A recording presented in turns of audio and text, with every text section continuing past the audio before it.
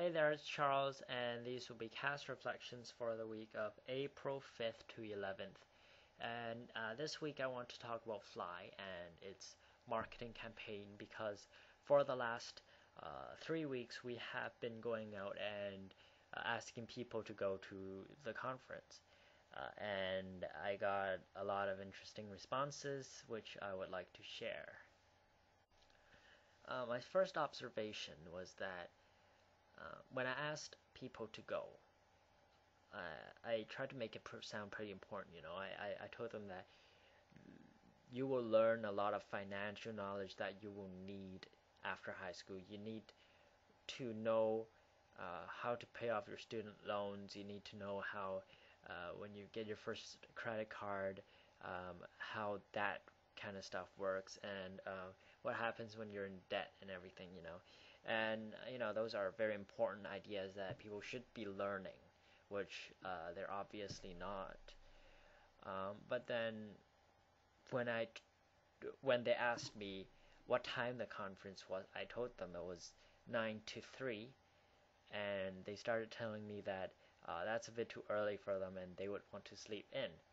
And so uh, one thing that popped into my head after they said that was whether I should be asking them to go in the first place, because the part of the conference, uh, what the conference wants to do is actually get people that are interested in going to go, and not make it like we're forcing people to go. I tried to make it sound important because I wanted them to be genuinely interested in it and not just go because my friend's going or something like that, or because there's a Subway lunch or something. You get really weird responses, but in the end, you want the people to go because they want to go themselves and not because of any other reason. Um, so yeah, that was something interesting I found. So my second observation was that people really look for the name and the reputation of the name, because if I told the people that this was the Zenith conference, and the Zenith has been around for a few years, and I think everybody's heard of it from somewhere, I think that would make a lot of people go in comparison to the Fly, because Fly, nobody's heard of it before, to be honest, and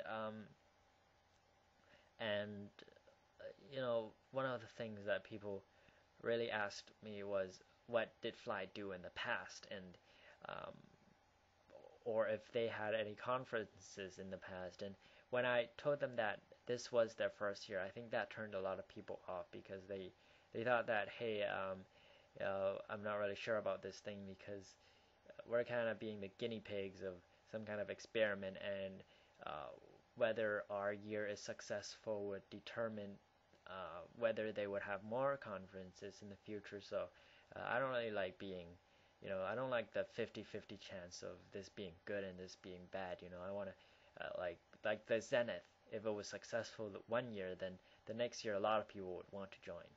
So I think this is something that people have figured out for a long time. The idea of um, the importance of the name, like Coca-Cola. Coca-Cola's probably advertises their name more than their product. Everybody drink Coca-Cola. That's just that's just how they advertise things, and that's how a lot of companies advertise things. At the Bay, it's the name that people look for.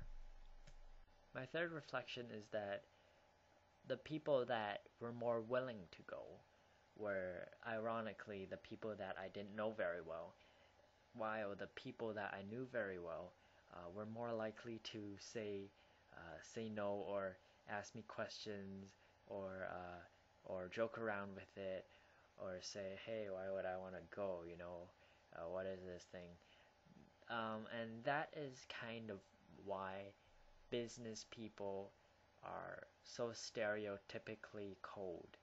And you see the typical businessman is somebody that isn't very um, approachable, or they're approachable, but they're not people that you would want to make friends with because they're so money oriented. And I think that's what business people try to do. Actually, they when they're doing their job, they try not to be they try not to have any relationship with you except for a business relationship, and that's because when you're actually in like some if you make friends with a business person, then in case of anything happens, you start using emotion to deal with them. And for example, renting a house, um, the business relationship there would be between the landowner and the renter, obviously. And if they're actually friends, then when the renter does something to the house uh, that's that damages the house or something, then it would be hard for the landowner to talk to him because that would kind of destroy their friendship or something. So I think um, for the sake of good business people generally try not to make friends with the people they're trying to sell the product to or something like that. So that's my reflections for this week, and I will see you next time. Bye.